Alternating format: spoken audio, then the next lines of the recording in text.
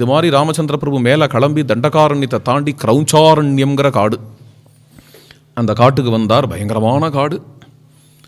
இந்த காடு வழியாக வந்துட்டே இருக்கும் பொழுதே திடீர்னு பார்த்தோன்னா 2 கைகள் வந்தது. நல்லா உருண்டு திரண்டு பயங்கரமாக இருக்குது அந்த கையை. 2 கையும் வந்து லக்ஷ்மணனையும் ராமரையும் இருக்க பிடிச்சி கொடுத்தோம்.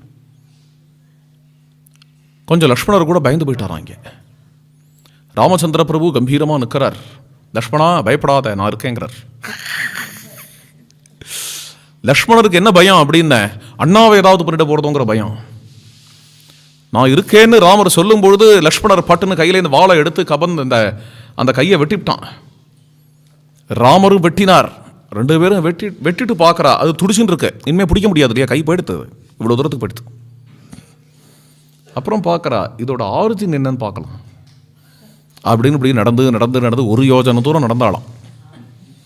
நடந்தன்னா கபந்த முதரே முகம், தலை இல்லாமல் கழுத்துலேருந்து இடுப்பு வரைக்கும் ஒரு ஸ்ட்ரக்சர் அங்கே இருக்கான். வயத்தில் வாய் இருக்கான். இதுன்னா அற்புதமாக இருக்குது. இப்படி ஒன்று இருக்கே, என்னத்துக்கு இருக்குது இது? உடனே அது கேட்குறதான், அது பேசுகிறதான். இவாளை பார்த்து, நீங்கள் யார்? நாங்கள் தான் கோசல தேசத்துலேருந்து வரோம், ராஜகுமாரால் ராமன் லக்ஷ்மணன் பேர்னு சொல்லிக்கிறா இவா. அதை பார்த்து கேட்குறா, நீ யாருப்பா? எங்களை கேட்குறியே, நீ யார்? அதை ஏன் கேட்குறள்? இவன் கதை இருக்கு, இவன் ஒரு கோணக்கூத்தான்னு பேர் உனக்கு. இவன் கபந்தன் இருக்கானே, இவனோட ஒரிஜினல் நேம் வந்து தனு. கபந்தன்கிற பேர்லாம் வந்து கபந்தமாக இருக்கிறதுனால கபந்தன். அதாவது இப்படி இருந்தால் கபந்தன் அர்த்தம். தலையும் இல்லாமல் ஒரு பிண்டாகாரமாக ஒன்று இருக்குன்னா கபந்தம் அது. அதனால கபந்தம்ங்கிற பேர் வந்தது அவனுக்கு. இவன் கந்தர்வனா அழகாக இருப்பான் பார்க்குறதுக்கு. கந்தர்வாள்லாம் ரொம்ப அழகு வாஸ்தவத்தில். அவளுக்கு மனுஷியாவை பார்த்தா கொஞ்சம் அலட்சியமாக இருக்கும். மனுஷியாளுக்கு அவ்வளோ அழகு போகாது. பார்த்தா கொஞ்சம் கிராக்கு மாதிரி இருப்பாள். மேலும் என்ன அப்படின்னா, வயசாகும், நிறச்சி போகும், ரிங்கிள்ஸ்லாம் வரும், ரொம்ப தொண்டு கழமாகி காலமாறுது, இதெல்லாம் இருக்கும். கந்தர்வாளுக்கு அப்படிலாம் கிடையாது. எப்போதுமே 25 வயசுலேயே இருப்பாள். காலமாற சமயத்துலையும் பட்டுன்னு அந்தர்தானம் ஆகிடுவா, அவ்வளோதான். இப்போலாம் கொஞ்ச நாளாக அந்த கந்தர்வனை காணுமே அப்படின்னு தேவலோகத்தில் கேட்டால், அது அவருக்கு பண்ண புண்ணியம் முடிஞ்சு போயிடுது, அவ்வளோதான் அப்படின்ட்டுருவா. அது மாதிரி இருப்பா கந்தர்வாள்லாம். சென்ட்டு போட்டுக்காமையே நல்ல கமன் வாசனை வரும் அவள்கிட்ட. துர்கந்தங்கள்லாம் வீசாது. அப்படி இருக்கிறதுனால மனுஷியாவை கண்ட ஒரு இளப்பாரம், அந்த மனுஷாலையுமே ஒரு ரிஷிகளை கண்ட இன்னுமே இளப்பாரம் இந்த தனுவுக்கு. அதுலேயும் ஒரு ரிஷி பார்த்தாலே அப்படியே மண்டை மாதிரி இருப்பார். அவர் தலையை பார்த்தா பாவம். அதனாலேயே அவருக்கு என்ன பேருன்னா ஸ்தூல சிரசு. அவருக்கு ஸ்தூல சிரசுன்னு பேர். அவரோட சிரசு வந்து இவ்வளோ பெருசாக இருக்கும். அதை பார்த்த உடனே எனக்கு சிரிப்பு வந்தது. இவரை போய் பயமுறுத்தலாம். எதுக்கு? நான் சாதுவாக இருக்கார் தான் சொன்னேனே. சீண்டலாம். எப்படி சீண்டலாம் அப்படின்னா, பயமுறுத்தலாம் அப்படின்னு. இந்த கந்தர்வன் எந்த ரூபத்தையும் விருப்பப்பட்ட ரூபத்தை எடுக்கலாம். ஒரு கோரமான ரூபத்தை எடுத்துட்டு திடீர்னு இவர் ஸ்நானம் பண்ணிட்டு வந்துட்டே இருக்கார். ஏதோ பஞ்சாதி சொல்லின்னு வரார். எழுத்தாப்புல திடீர்னு வந்து ப அப்படின்னா ரொம்ப இப்படி பார்த்தா, என்னடா அது? ஓஹோ, கந்தர்வனா தனு, உனக்கு எங்கே இப்படி ஒரு புத்தி வந்தது? நீ பேசாமல் இந்த ரூபத்திலேயே இருப்பா. சுவாமி ரொம்ப அழகான ரூபத்தை கொடுத்துருக்கும் பொழுது இந்த அழகான ரூபத்தை இன்னும் கொஞ்சம் அழகுபடுத்திக்கலாம் இல்லையா? அதுவும் உண்டு. நம்ம கொடுத்துருக்கக்கூடிய நம்ம குழந்தைகள்னு கொடுத்துருக்காங்க கிஃப்டாக. இந்த குழந்தைகளை இன்னும் அழகுபடுத்தலாமே. ஒரு நவராத்திரின்னு கொண்டாடலாமே. அந்த நவராத்திரியில் இந்த குழந்தைக்கு ஆண்டாளாக அலங்காரம் பண்ணலாமே. அது கையில் ஒரு குங்குமச்சிமிழை கொடுத்து அக்ரஹாரத்தில் ஒரு 4 வீட்டுக்கு போய் அங்கே இருக்கிற கொலுவெல்லாம் பார்த்துட்டு அங்கே போய் ஆண்டாளே வரான்னு நினச்சிப்பா எல்லாரும். இந்த குங்குமச்சிமிழை காட்டி, எங்கள் காலத்துல கொலு வச்சிருக்கா வாங்கோ அப்படின்னு கூப்பிடும். பார்க்க எவ்வளோ அழகாக இருக்கும். அதெல்லாம் போயிடுத்து. புத்தி எவ்வளோ விபரீதமாக போகிறதுன்னா, இப்போல்லாம் வந்து நவராத்திரி யாரும் கொண்டாடுறது இல்லை, வேற ஏதோ ஒன்று கொண்டாடுறா. ஹாலோயிங் டே. என்னன்னு தெரியல, டேட்டெல்லாம் ஞாபகம் இல்லை எனக்கு. அப்பார்ட்மெண்ட்டாக அதுதான் கொண்டாடுறா. மெட்ராஸில், பெங்களூரில், பம்பாயில், அமெரிக்காலேருந்து வந்தது அது ஹாலோயிங் டே. அது என்னென்ன, கோஸ்ட்டாக அலங்காரம் பண்ணிக்கணும். அப்படி பயங்கரமாக எவ்வளோ பயங்கரமாக கோஷ்டம் அலங்காரம் பண்ணிக்கிறானோ அவ்வளோ ஃபஸ்ட் ப்ரைஸு செகண்ட் ப்ரைஸு இதெல்லாம். இந்த அலங்காரம் பண்ணிட்டு ஒரு 10 வீட்டுக்கு போய் அவளை பயமுடுத்தி அவள்கிட்டேருந்து பைசா பிடிங்கன்னு வரணும். இதுக்கு தான் யார் ஜாஸ்தி பைசா பிடிங்கிறாலோ அவளுக்கு ஃபஸ்ட்டு ப்ரைஸ். இதுக்கு தான் ஹாலோயிங் டே. இது அக்டோபர் மாதம் வரும்னு நினைக்கிறேன், ஞாபகம் இல்லை. அது ரொம்ப கனத்த சிரத்தையாக எல்லோரும் இன்றைக்கி ரொம்ப ஆசையாக எதெல்லாம் ஹிதகரமானதோ சுககரமானதோ பிரசன்னமானதோ சாத்விகமானதோ அதில் ஈடுபாடு வரமாட்டேங்கிறது. வர வர காலத்தோட ஒரு விபரீதம். அது என்ன ஆகுது அப்படின்னா, எதெல்லாம் நமக்கு அஹிதமோ எதெல்லாம் கோரமோ அதை விரும்பி தேடி ஆசிரியிக்கிறோம். அது மாதிரி தான் இந்த குழந்தைகள்லாம் ஹாலோயிங் டேன்னு பெரியவா தான் பழக்கிறா, குழந்தைகளுக்கு தெரியாது அப்படின்னு பழக்கிறா இல்லையா குழந்தைகளை. அது மாதிரி இந்த தனுக்கு ஹாலோயிங் டே இன்னைக்கு. இவன் பார்த்தார் ஸ்தூல சிறுசு, ஏண்டாப்பா இப்படி இப்படி ஒரு ஹாலோயிங் டே மாதிரி போன்னு வந்திருக்கியே, இதுதான் இந்த காலத்தில் நான் ஃபேஷன் தெரியாதா அப்படின்னா, நீ இதுலையே இரு, நீ இப்படியே உன் ரூபம் இனிமேல் இதுதான், கோஸ்டாவே அலை அப்படின்னு விட்டார் ஸ்தூல சிரஸ். என்ன கோஸ்டை நினச்சி கோஸ்டாக தான் ஆகணும். எவனா கொண்டாடுவானா மாதிரி பிசாசு நாள் அப்படி ஒரு நாளாக அது அதுக்கு இன்றைக்கி நாள் கொண்டாடுறது ஒரு விஷயம். அது எதை எடுத்தாலும் அதுக்கு டே, இதுக்கு டே, அதுக்கு டே, அப்புறமா தினம் ஒன்று. அது மாதிரி இது பிசாசு நாள் அப்படின்னு ஹாலோவிங் டே அப்படின்னு போட்டு கொண்டாடுறான். பிசாசாவே இருக்கு, ஏன் ஒரு நாள் மட்டும் பிசாசு நாள் வச்சுக்க, எல்லா நாளுமே ஹாலோவிங் டே தான் உனக்கு. அதுலேருந்து அப்படியே தெரிஞ்சுட்டு இருக்கான். அப்புறம் அவனுக்கு திடீர்னு ஸ்ட்ரைக் ஆச்சு, நான் கந்தர்வனாக இருந்த காலத்தில் தபஸ் பண்ணேன், பிரம்மாட்ட வரம் வாங்கினேன். என்ன வரம் வாங்கினேன் அப்படின்னு, எனக்கு இந்த யுகம் முடிகிற வரைக்கும் மரணம் கிடையாது அப்படின்னு வரம் வாங்கினேனே, அந்த வரத்தெல்லாம் வேஸ்ட் ஆகக்கூடாது. தீர்க்கமாயுகு மயா பிராப்தம் கிம்மே சக்கரக்கரிஷ்யதி அப்படின்னு அவன் மனசில் தோணிகிட்டே இருந்துதான். எனக்கு தீர்க்கமான ஆயுசு தான் இருக்கே, வரம் வாங்கிட்டு இருக்கேனே, என்னை இந்திரன் என்ன பண்ண முடியும் அப்படின்னு உடனே நேராக இந்திரனோட யுத்தத்துக்கு போனான். இது ஒரு தேவையில்லாத விஷயம். இந்திரனோட இந்திரனுக்கு எழுத்தாப்புல இந்த பயலாக ஒரு கொசு. இந்திரன் என்ன பண்ணான், இவனை அடிக்கிறான், இவன் ரேஞ்சுக்கு யுத்தம் பண்ணலாமோ இல்லையோ. திடீர்னு வஜ்ராயுதத்தை எடுத்து மண்டையில் ஒரு போடு போட்டான், பட்டுன்னு மண்டை போயிடுது. ஆனால் உசுறு இருக்கு, என்ன பிரம்மா வரும். பிரம்மா வரம் கொடுத்துட்டாரு, பாவம் உயிர் இருந்துகிட்டே இருக்கு. அவன் அடித்த அடியில் அந்த காலும் எடுத்து மண்டையும் எடுத்து லவலவன்னு கத்துறான். இவன் எனக்கு பசிக்கிறதேன்னா உடனே வாயை வயத்திலேயே கொடுத்தான் இந்திரன்.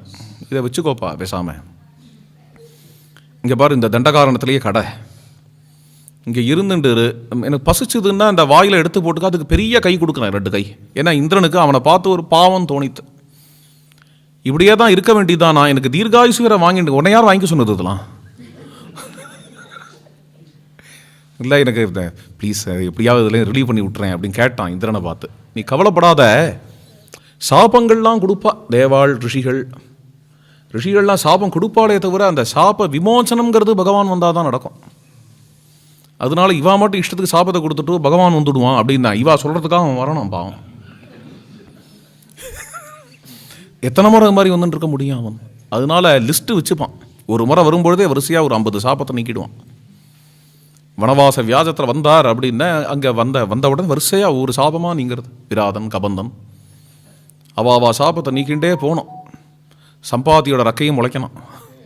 எல்லாம் ராமர் ஒரு முறை வந்தான்னா ஒரு விசிட்டில் அத்தனையும் பண்ணிடுவார்.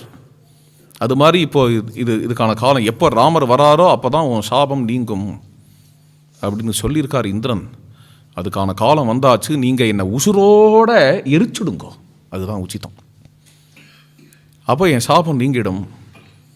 ராமச்சந்திர பிரபுவும் அப்படியே ஆகட்டும், கிருபாடு அவர் இதெல்லாம் செஞ்சு உட்காந்துருக்கணுமா? ஏன் செய்யறார் அப்படின்னு அவன் சாபம் நீங்குமேனு உபகாரம் பண்ணிட்டு போகலாமே. வந்த வழியில் ஒருத்தன் அவனை பார்த்தாலோ பாவமாக இருக்குது. உடனே பெருசாக ஒரு அக்னியை வளர்த்து விட்டார். அங்கே கூட ரொம்ப விஜிலண்ட்டாக இருக்கார்.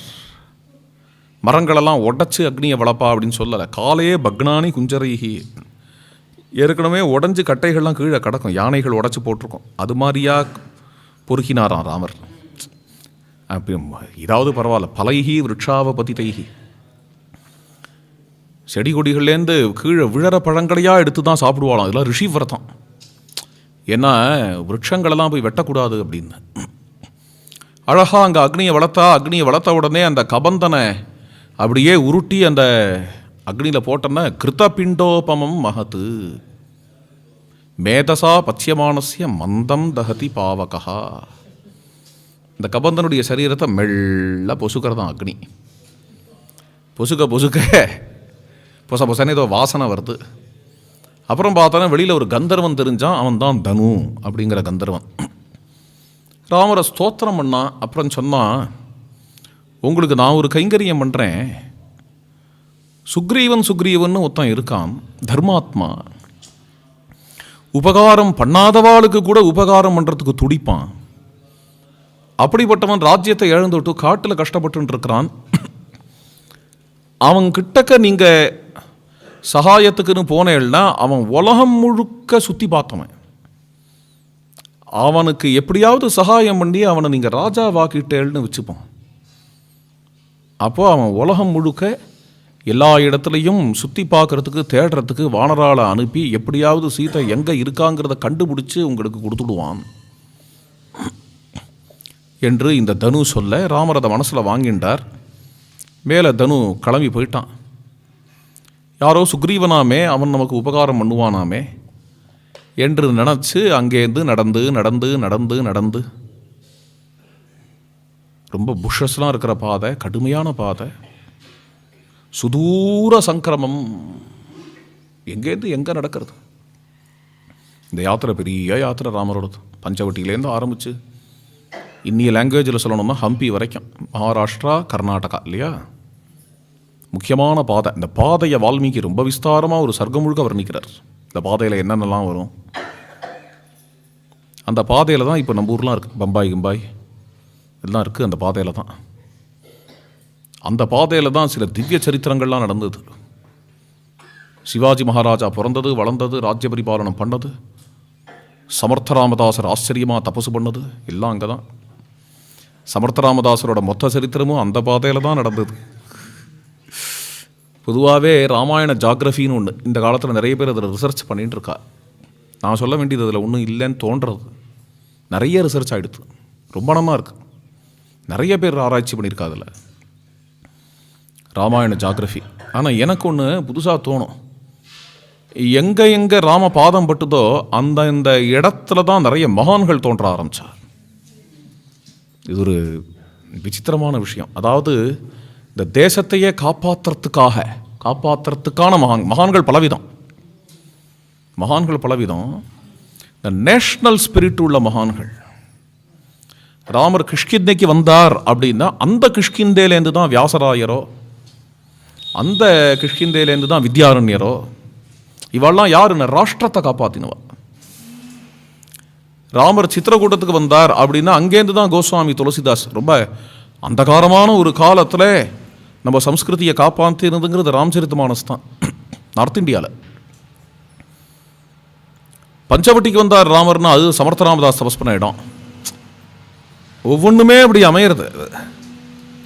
அயோத்தியாவிலேருந்து ஆரம்பித்து ராமேஸ்வரம் வரைக்கும், சேத்துக்கரை வரைக்கும் ஒவ்வொரு இடமுமே மகான்களை கொடுத்த இடமா இருக்கு, ராமருடைய சரணம் பட்ட இடம். அது மாதிரி இப்போ இந்த பாதை மிக மகத்தான பாதை, வரலாற்று முக்கியத்துவம் வாய்ந்த பாதை, சிக்னிஃபிகன்ஸ் வாய்ந்த பாதை. அப்பேற்பட்ட பாதை வழியாக நடந்து நடந்து நடந்து நடந்து ராமர் நேர ரிஷ்யமூக மலைக்கு தான் போகணும், சுக்ரீவனை தான் பார்க்கணும். ஆனால் வர வழியிலேயே ஒரு டீவியேஷன் எடுத்து போகிறாராம். எங்கே போகிறார் அப்படின்னா சபரீம் அபியுபேயதுஹு. அங்கே மதங்காசிரமம் இருக்குது. அந்த மதங்காசிரமத்தில் ஒரு பாட்டி இருக்கா, வயசான பாட்டி, சபரி பாட்டின்னு பேர். அந்த சபரி பாட்டியை போய் தரிசனம் பண்ணலான்னு அவருக்கு எவ்வளோ பிஸியான காரியம், எவ்வளோ ஹெக்டிக்கான ஷெட்யூல். மேலே சுக்ரீவனை பார்த்தாகணும். அவருக்கு பிரதானமாக அவரோட மெயின் லைஃப்ங்கிறது வேறு, அது போயின்னு இருக்குது. மேலே மேலே காரியங்கள் இருக்குது. ஜடாயுக்கு மோட்சத்தை கொடுத்தார், கபந்தனை அனுப்பி வச்சார். அடுத்தது சுக்ரீவன் என்ன பார்க்கணும். அப்படி இருக்கிறவர் ஸ்பெசிஃபிக்காக இதை ஞாபகம் வச்சுட்டு சபரி பாட்டியை போய் தரிசனம் பண்ணணும்னு போகிறார். அவர் போனாருங்கிறது மட்டும் இல்லை, இதையும் ரெக்கார்ட் பண்ணணும்னு வால்மீகிக்கு தோணித்தேன். பெரிய விஷயம். இதை ரெக்கார்ட் பண்ணி வச்சுடணும். நல்ல வேலையாக ரெக்கார்ட் பண்ணார். இதை விட்டுருக்கலாம். இது ஒன்றா ஏதோ ஒரு பாட்டியை போய் பார்த்தார், அவ்வளோதான். சல்தா ஹே. அதனால நேராக ராமர் வந்து கபந்தன் சொன்னானா நேராக சுக்ரீவனை பார்க்க போயிட்டார்னு சொல்லியிருக்கலாமே வால்மீகி. வால்மீகிக்கும் இது ஒரு முக்கியமாக பட்டு சபரீம் அபியுபேயத்து, அதுக்கு ஒரு சர்க்கம், அழகான சர்க்கம், கணக்கச்சிதமான சர்க்கம், லட்சணமான சர்க்கம். இப்படி ஒரு சர்க்கம் நமக்கு கிடச்சது. சபரி மோட்சம்னு ஒன்றுத்த வால்மீகி சொல்லி வச்சாரோ, இன்னி வரைக்கும் அதை பாடாத பக்தாள் கிடையாது. சூரதாஸ் உள்பட, மீராபாய் உள்பட. சபரி வீட்டுக்கு போனையே பழம் சாப்பிட்டையே, சபரி வீட்டுக்கு போனையே பழம் சாப்பிட்டையே, பழம் சாப்பிட்டு சபரி கொடுத்த பழம், அப்புறம் அது இது வேற, அதையும் சேர்த்து சொன்னால் தான் நல்லா இருக்கும். எது? இந்த பழத்தை கடிச்சு கொடுத்தாலும். சில பேருக்குலாம் அதை கேட்டவனுக்கு கொஞ்சம் கோபம் வரும். ராமாயணத்தில் இல்லை அது மாதிரிலாம், எவ்வளோ ஆச்சாரமாக இருந்திருப்பா சபரி, மதங்களோட சிஷிக்கு இது கூட தெரியாதா, அது இதும்பா. வாஸ்தவம் தான், வாஸ்தவம் தான், ஆச்சாரம்லாம் முக்கியம்தான், வாஸ்தவம் தான். இருந்தாலும் கதையும் நல்லா தான் இருக்கு.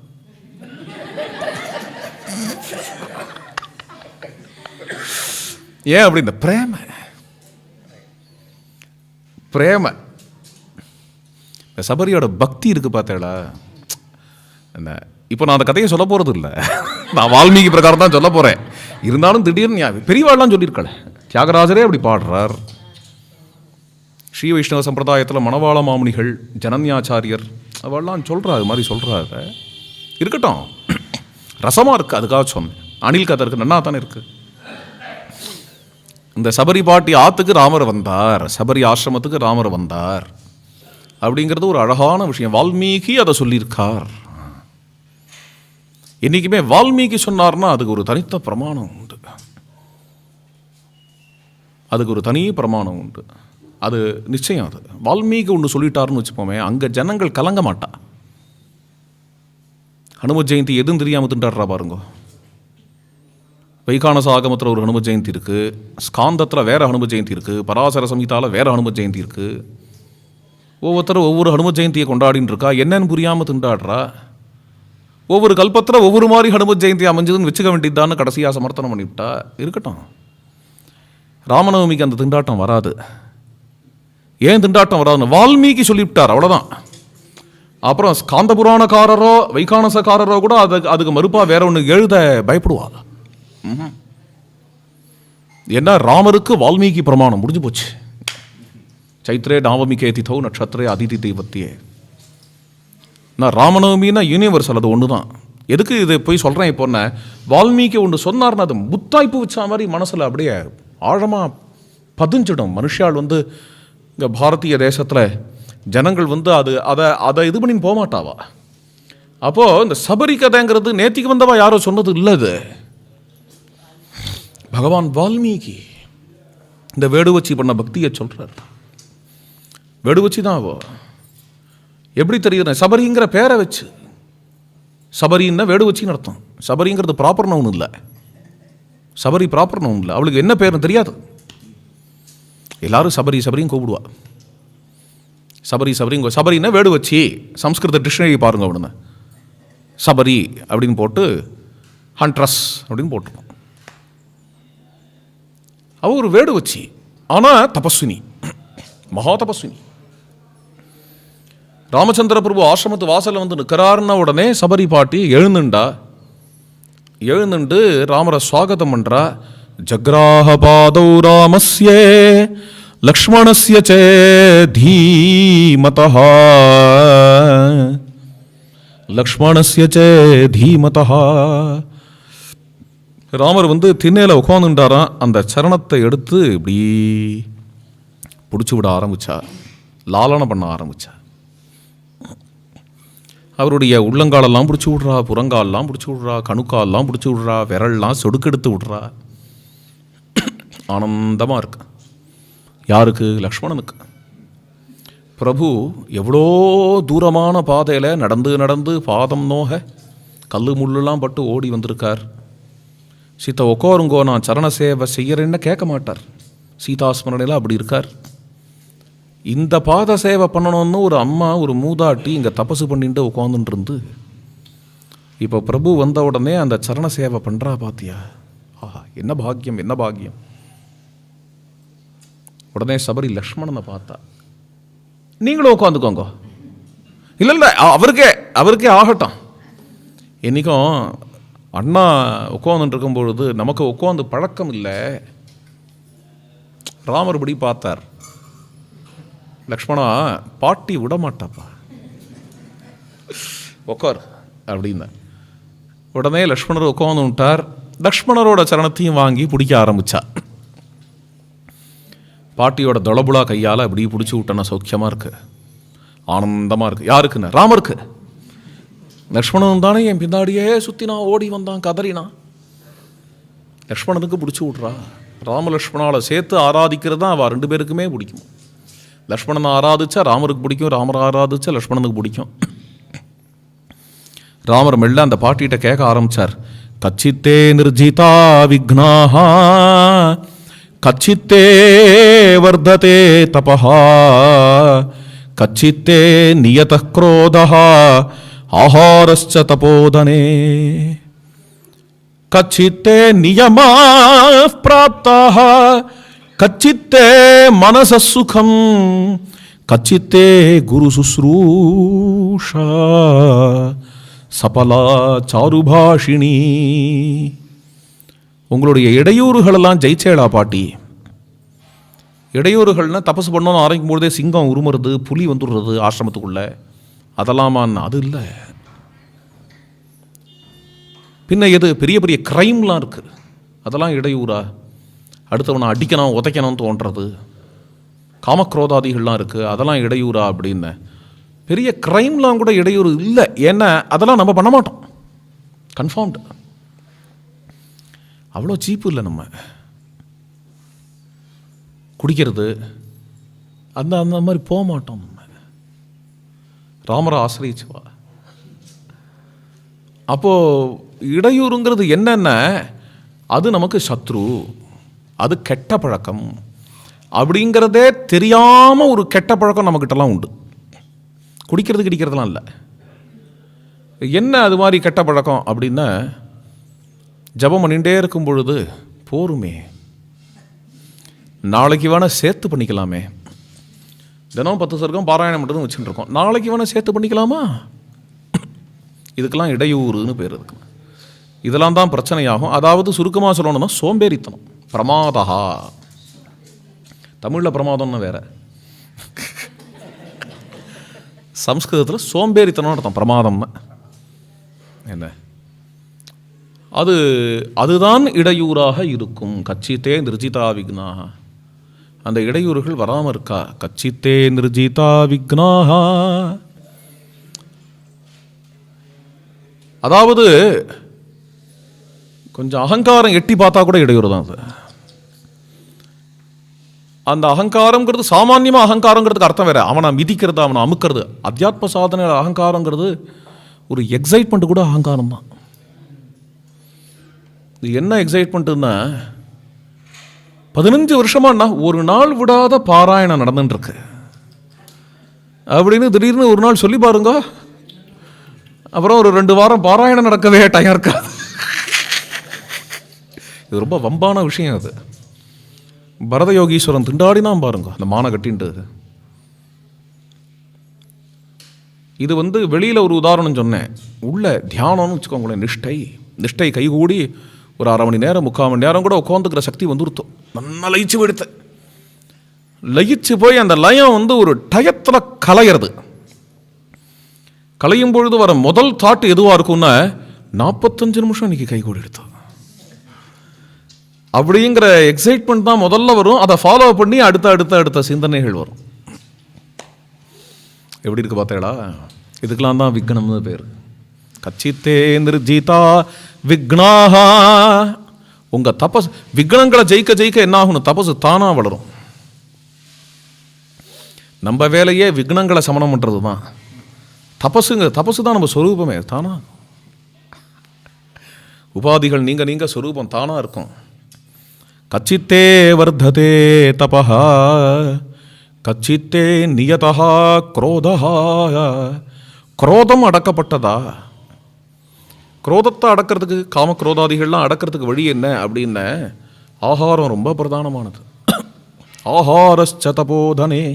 தெரியறதே நம்மளுக்கே. தாறுமாற எதையா சாப்பிட்டா அன்றைக்கி ராத்திரி தூக்கம் வர மாட்டேங்கிறது, வயிறு குடையிறது. அதுவே தாபச போஜ்யமந்தம். காய்கனிகளை மட்டும் சாப்பிட்டுட்டு தூங்கினோன்னா நிம்மதியாக இருக்கு. ஆஹாரஸ்ச தபோதனே. கண்ட பிஸ்கெட்லாம் எடுத்து வாயில் போன்ட்டு ஒரு பாக்கெட் முழுக்க சாப்பிட்டுவிட்டு, என்ன நீ ஏகாசி விரதம்,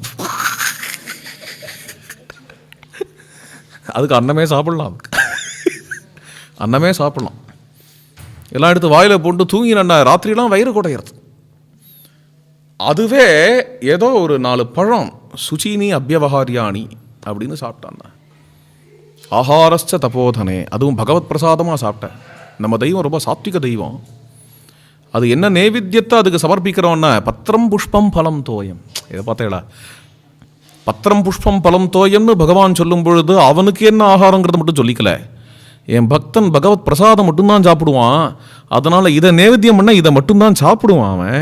இது மாதிரி அவனை சாத்விகமான ஆகாரத்தில் நிறுத்தணுங்கிறதுக்காக சொல்லப்பட்ட ஸ்லோகம் அது. பத்திரம் புஷ்பம் பலம் தோயம் அப்படிங்கிறது அதான் ஆஹாரஸ்ச தபோதனே. அடுத்தது நியமா பிராப்தா. உன்னுடைய நியமங்கள்லாம் நன்னா நடக்கிறதா. சௌச்சம், சந்தோஷம், தபசு, சுவாத்தியாயம், ஈஸ்வர பிரணிதானம், இதுக்கு தான் நியமம்னு பேர். கச்சித்தே மனச சுகம், ஆத்மசாந்தி எப்படி இருக்கு. உங்களுடைய குரு சுஸ்ரூஷ நன்னா நடந்துதா. உங்கள் குரு சுஸ்ரூஷ சபலமாச்சான்னு கேட்டுவிட்டார். சபலமாச்சான்னு கேட்ட உடனேயே சபரி பாட்டி பதில் சொல்கிறா. சாருபாஷினின்னு கூப்பிடுறார். அழகா பேசுகிறவளே, அழகா பேசுகிறவளே, அழகா பேசுகிறவளே. இந்த பாட்டியை பார்த்து சொல்கிறதுக்கு என்ன இருக்குது. மற்றவா பண்ணுற பாராயணங்களை விடையே சில பாட்டிகள் பண்ணுற பாராயணம் நன்னா இருக்கு. சாருபாஷினி. பல்லெல்லாம் விழுந்தாச்சு, டொக்கா விழுந்து கொடுத்து வடவடன்னு நெடுங்கிறது. நெடுங்கும் பொழுது பேசுகிற ஆத்திய பிராப்தா தபசித்தி தவ சந்தர்சனான்மயா அப்படி தான் இருக்கு. இருந்தாலும் ராமருக்கு அது கேட்க ரொம்ப மதுரமாக இருக்கும், பாட்டி குரல். அதனால சாருபாஷினி. மேலும் விஷயமும் எப்படி இருக்கு அப்படின்னு பார்த்தேன்னா விஷயத்தை வச்சு சாருபாஷினிங்கிறார். விஷயம் எப்படி இருக்கு. நான் என்னவோ தள்ளி கண்டு இருக்கேன், சபலமாச்சான்னு கேட்குறேன். தபசெல்லாம் சபலமாகலை, சபலமாகும்னு ஒரு நம்பிக்கை தான் ஓடின்னு இருக்கு வாழ்க்கை அப்படின்னு ராமர்கிட்டையே சொன்னான்னா சாருபாஷினி இல்லை. எவ்வளோ அழகாக சொல்கிறா பார்த்தீங்களா. அத்ய பிராப்தா தபசித்தி தவ சந்தர்சனான்மயா அத்யமே சபலம் ஜன்ம குரவஸ்ச சுபூஜிதாக அத்யமே சபலம் தப்தம்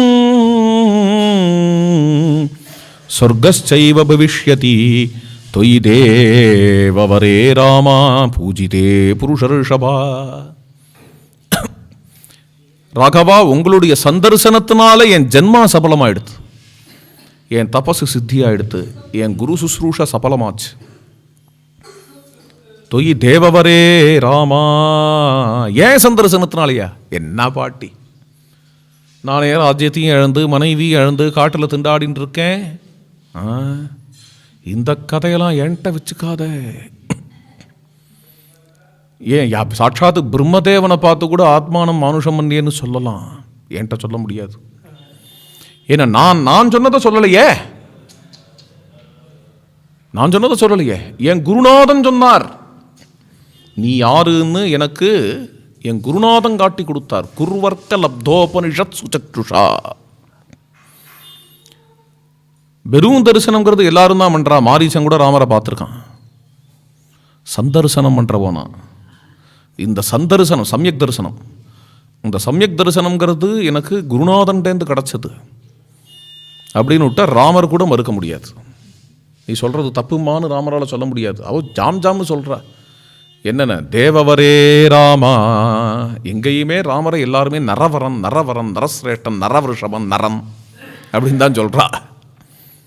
ஆனால் இந்த ராமாயணத்தில் அபூர்வமான பதம் ராமரை பார்த்து சபரி தொயி தேவவரே ராமா பூஜிதே புருஷர்ஷபா. தேவசிரேஷ்டனான உண்மை இப்போ பூஜை பண்ணதுனால என் ஜென்மா சபலமாச்சு. உன்னுடைய கருணா கடாட்சத்தினால நான் பவித்திரமாக ஆனேன். சக்ஷுஷா தவ சௌமியேன பூதாஸ்மி ரகுநந்தனா. இப்போ தன்யை ஆயிட்டேன், நான் என்னோட அக்ஷய லோகங்களை அடைய போகிறேன். கமிஷ்யாமி அக்ஷயானு லோகானு. அதுக்கு அனுக்கியம் வேணும். என்று சபரி கேட்குறா. மதங்க மகர்ஷி சொன்னார், இங்கே இருந்துட்டு இரு, ராமச்சந்திர பிரபு வருவார். ராமருக்கு பழங்கள்லாம் நிவேதனம் பண்ணி ராமருக்கு அதிதி சத்காரம் பண்ணிட்டு மேலே திவ்ய லோகங்களை அடையலாம்னு சொல்லியிருக்கார். இப்படி சொல்லிவிட்டு அவர் கிளம்பிட்டார். அப்போலேருந்து இப்போ வரைக்கும் நான் தபசு பண்ணிட்டு இருக்கேன் ராகவா, உங்களை தரிசனம் பண்ணேன், நான் கிளம்புறேன். அவள் ஈஸியாக சொல்கிறா. ராமரும் என்ன பண்ணார் அப்படின்னா, அப்படியே ஆகட்டும், அர்ச்சிதோகம் தொயா பக்தியா கச்ச காமம் யதா சுகம், நீ விரும்பியபடி கிளம்பலாம். ஹஸ்தகதமாக இருக்கான் மோட்சம். அவ்வளோ சுலபமாக இவா மோட்சத்தை அடையிற விதம். சபரி மோட்ச சாட்சி பூதன்னு தான் பேர் ராமருக்கு, சபரி மோட்ச தாயகன்னு பேர் இல்லை. ராமரை சாட்சியாக கொண்டு சபரியே மோட்சத்தை எடுத்துக்கிறார் என்று அமையிறது இந்த கதை. அனுஜாதா து ராமேண ஹுத்வாத்மானம் ஹுதாசனே ஜொலத்பாவக சங்காசா சொர்க்கமேவ ஜகாமசா திவ்யாபரண சயுக்தா திவ்யமால்யானுலேபனா திவ்யாம்பரதரா தத்ரே பபூவ பிரியதர்சனா விராஜயந்தி தம் தேசம் வித்யுத் சௌதாமினீயதா யத்ர தே சுக்ருதாத்மானஹ விஹரந்தி மஹர்ஷயஹ தத்புண்ணியம் சபரீஸ்தானம் ஜகாமே ஆத்மசமாதினா. ராமரிடத்தில் விடையப்பட்டு யோகத்தில் உட்கார்ந்துட்டு இருக்கக்கூடிய சபரிக்கு அப்படியே எண்ணங்கள்லாம் ஓயறது. சனை சனைஹி உபரமேது புத்தியா திருதி கிரகீதையா ஆத்மசம்ஸ்தம் மனக்கிருத்வா நகிஞ்சிதபி சிந்தையேத். சரீரம் மனசு முதலிய உபாதிகள் எல்லாத்தையும் தாண்டி, இதுக்கு தான் ஆத்மசமாதின்னு பெயர். அந்த ஒரு ஆத்மசமாதியினால் அவள் ஸ்வரூபத்தில் நிலை பெற்றவளாக கிளம்புறாள். அவளுடைய சரீரத்தை யோகாக்னி பஸ்மமாக்கி எடுத்து ராமச்சந்திர பிரபு சாட்சியாக நிற்கிறார். இப்படி சபரி கிளம்பின உடனே லக்ஷ்மணரை பார்த்து ராமர் சொல்கிறார், இனிமேல் நம்மளுடைய வாழ்க்கையில் மங்களம்தான் ஏற்பட போகிறது அப்படிங்கிறார்.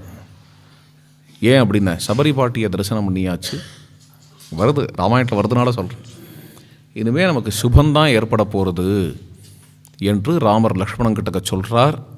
அங்கிருந்து கிளம்பி பம்பாசரசுக்கு போகிறார்கள் ராமலக்ஷ்மணர்கள் என்று இங்கே ஆரண்ய காண்டம் பூர்த்தி ஆறுது. பம்பாசரசில் போய் அவர் முதல்ல பிதிரு தர்ப்பணம் பண்ணுறார். அப்படி ஒரு கர்மஸ்ரத்த ராமருக்கு. வசந்த காலம் சீதையை விட்டுட்டு கதறார், புலம்புறாருங்கிறதுலாம் இருக்குது. அந்த ஒரு நிலையிலையும் பம்பாசரசுக்கு போனவர் பிதிரு தர்ப்பணம் பண்ணுறார். ஜட்டாயுக்கும் சேர்த்து தர்ப்பணம் பண்ணாராம். எல்லாம் புண்ணிய தீர்த்தத்துலலாம் வந்து தர்ப்பணம் பண்ணுவா இல்லையா, அந்த தர்ப்பணம். இவ்வாறு ஆச்சரியமாக ஆரண்ய காண்டம் பூர்த்தி ஆறுது. நாளைய தினம் கிஷ்கிந்தா காண்டம். இப்போ கொஞ்ச நாளி விராமம். அதுலேயே நம்ம சந்தியாவந்தனத்தையும் முடிச்சுட்டு வந்துவிட்டோம் அப்படின்னா அதுக்கப்புறம் தொடர்ச்சியாக பாராயணம் தான். இனிமேல் இன்றைக்கி சேர்த்து கதையை சொல்லிட்டேன், எங்கே நிறுத்துறதுன்னு எனக்கு புரியல, ரசபங்கமாகிடும். காவியமாக இருக்குது. அப்படியே சொல்லி சீதையை தேடின்னு இருக்காருன்னு நிறுத்துறதா இல்லாட்டா எங்கே நிறுத்துறது இதை? அதனால் அப்படியே சொல்லிட்டு ஆரண்ய காண்டம் பூர்த்தி பண்ணிட்டேன். மேலே ஒரு கொஞ்ச நாள் விராமம் எடுத்துட்டு அனுஷ்டானமும் முடிச்சுட்டு வந்துட்டேன்னா பாக்கி இருக்கிற பாராயணம் இந்த 50வது சர்க்கம் வரைக்கும் ஆயிருக்குன்னு நினைக்கிறேன் இல்லையா? ஆமாம், பாக்கி இருக்கிற பாராயணத்தை பூர்த்தி பண்ணிடலாம். சீதா வல்லப லால் கீ. ஹரே ராம்.